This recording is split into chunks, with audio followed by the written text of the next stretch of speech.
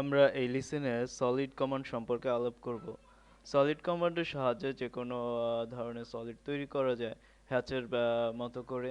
আমরা যেমন একটা কলামে বা ওয়ালে হ্যাচ দেই, তখন হ্যাচটা যেরকম হয় আমরা সলিড কমান্ড দিয়েও সেটা করতে পারি। কিভাবে আপনারা দেখুন, যখন আমরা একটি রেক্টেঙ্গেল আঁকি,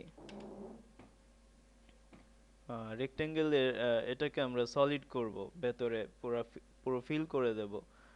আমরা সেটাকে কিভাবে করব দেখুন, SOLID সলিড কমান্ড লিখে এন্টার দেওয়ার পরে specify the first point.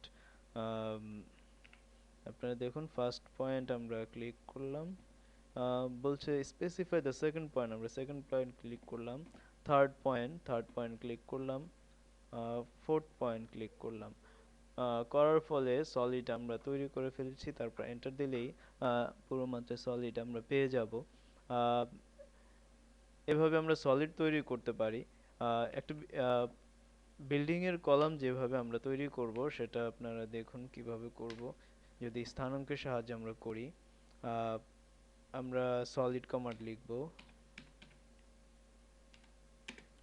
Solid command লিখে যে কোনো জায়গায় ক্লিক করলে সেকেন্ড পয়েন্ট চাইবে। আমরা লিখব কলাম যদি 10 ইঞ্চি একটা কলাম তৈরি করতে চাই শেড সহ সলিডের সাহায্যে, আমরা সেকেন্ড পয়েন্টে লিখব at the rate of 10,0। Specify the third point, আমরা লিখব at the rate of -10,10। fourth point at the rate of 10,0। আমরা 10 ইঞ্চি বাই 10 ইঞ্চি একটি কলামের সলিড পেয়ে গেছি। তারপর আমরা এন্টার ক্লিক করলেই কাজটি শেষ হয়ে যাবে। এভাবে আমরা কলামের শেড দিতে পারি। আর আরেকটা জিনিস এখানে খেয়াল রাখতে হবে, আমরা যে কলামের আবার দেখাই আপনাদের, আমরা যে রেক্টেঙ্গেল আঁকার পর আমরা যেটাকে সলিড করব, সলিড কমান্ড দেওয়ার ফলে আমরা জেড আকৃতিতে এটাকে ফিল করব। ফার্স্ট, সেকেন্ড, জেড আকৃতি এই কর্নারে, তারপর ফোর্থ। তাহলে আমরা সলিড পেয়ে যাব। এখানে আরেকটা জিনিস খেয়াল রাখতে হবে, সলিড অনেক সময় আঁকার পরেও সেটাকে আমরা দেখতে পাবো না। কারণ হচ্ছে ফিল কমান্ড আমরা আপনাদের দেখাবো।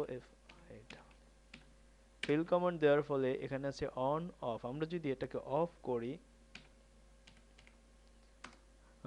আমরা যদি এখানে রিজিন কমান্ড দিই RE, তখন দেখা যাবে এখানে আর সলিড দেখাচ্ছে না।